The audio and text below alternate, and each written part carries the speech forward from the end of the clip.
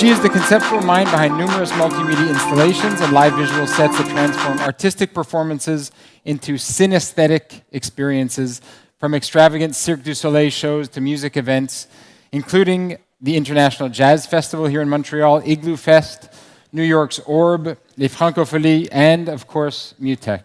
Please welcome Catherine Turp.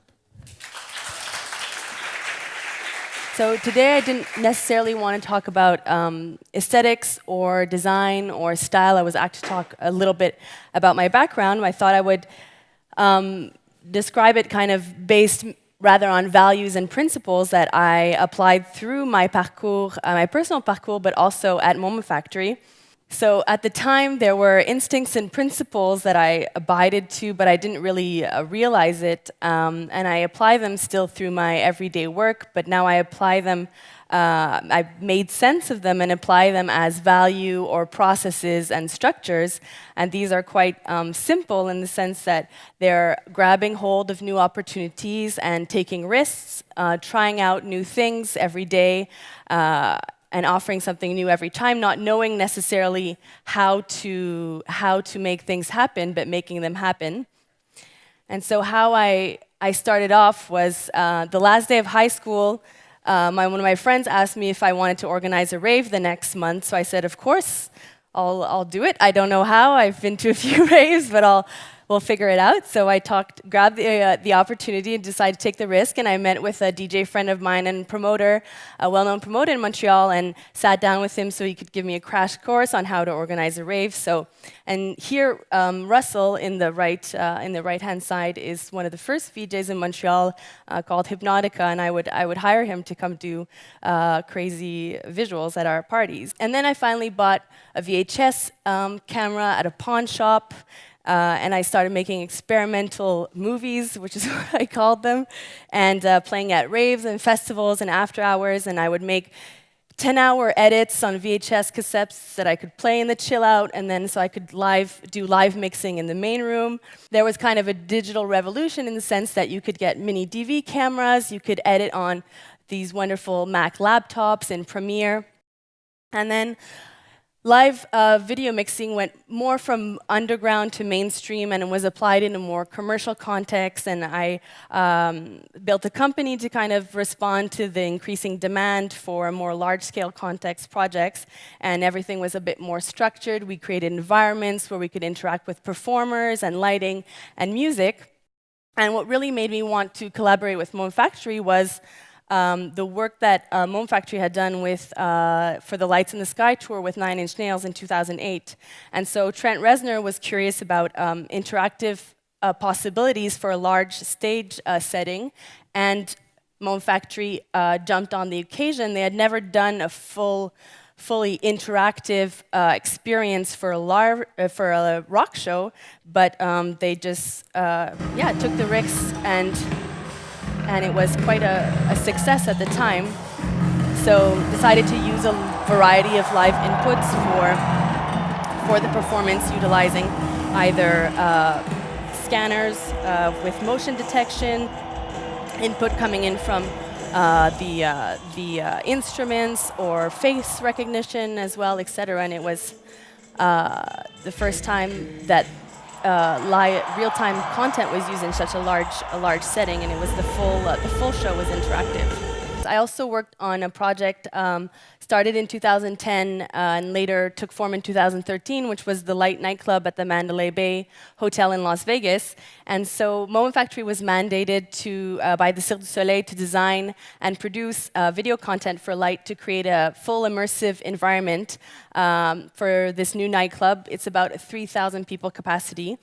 And there's world-famous DJs, performers, there's pre-rendered, real-time, and interactive effects and lighting effects. And we produced a large variety of visual ambiances so that each visit to the club could be unique. And custom content was already also created for the resident DJs there. And so the content and the interactive visuals are all triggered by a resident VJ that I trained for operations. So using all the know-how from RAVEs and from festivals and events, but now for a permanent installation in a very large-scale context, even in forests. And so the interfaces have completely changes. It could be a bridge or a forest or an airport, etc. The canvas is different. So Foresta Lumina is a project we did in 2014 in the Parc de la Gorge de Quaticook, which is a city about 2 hours from Montreal, where they came to see us, to ask us to eliminate this beautiful suspended bridge that they had. People just drive by Coaticook. They don't really stop. There's amazing ice cream there, and that's pretty much the only reason people were stopping there. So they wanted to really, increase tourism there and help the community. So they asked us to eliminate the bridge, but when we finally went there, we suggested we could actually create an experience that then became an illuminated night walk through the forest. So after nightfall, visitors are invited to discover an enchanted 2-kilometer trail through the forest, and they walk through this forest. They're accompanied by all sorts of characters that are and stories that are based on the myths and the legends of the region, and that draw them into an immersive and magical adventure. So at Moment Factory, our ethos is really we do it in public, in the sense that working in a public space, creating entertainment experiences and multimedia experience to bring people together by storytelling, by mixing media, and by hacking technology. And where where aesthetics and design are really at the service of emotion. And so I feel that this naivete and shamelessness is still living at Moment Factory, and the instincts and the principles from our roots are still applied even within the management at the studio, even though we're 175 people. And I participate in developing the studio and making sure that it grows without losing its soul, and tracing back always to that moment.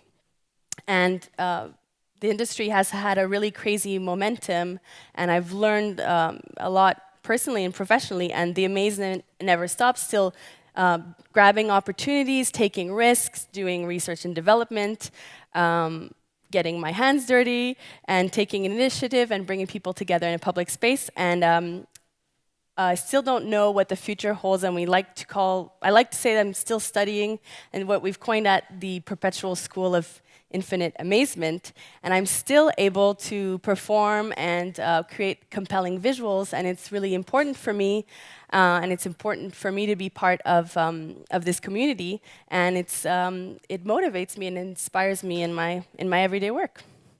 Voilà.